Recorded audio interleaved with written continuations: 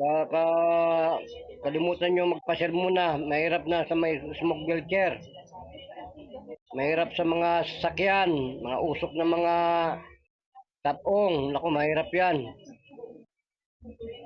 Kailangan talaga mawala ng oxygen. Wala na. Kailangan disiplina.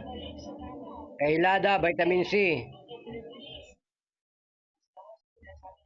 Yung kisopdet sa katawan, yung tusok mo sa tiyan.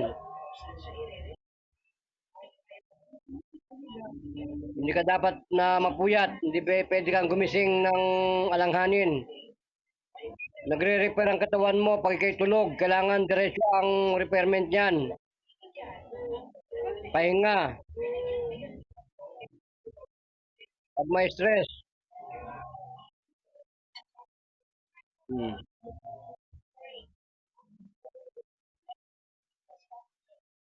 Wag masyadong magalaw.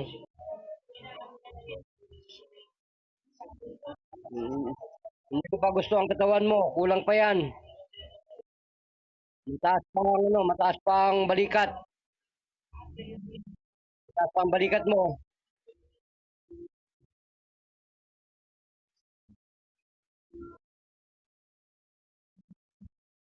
Kailangan yung kailada mo. Yung gatas mo. Mga dalawa lang. Dalawang beses lang sa isang linggo. Pwede na yun.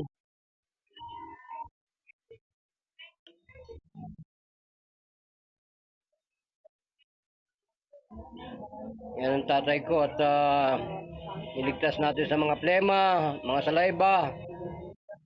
Niligtas natin sa pulmonary hypertension. Nilagyan natin ng systematic blood pulmonary circulation ng kanyang baga at saka kanyang puso. O yan mga babayan, update, report natin.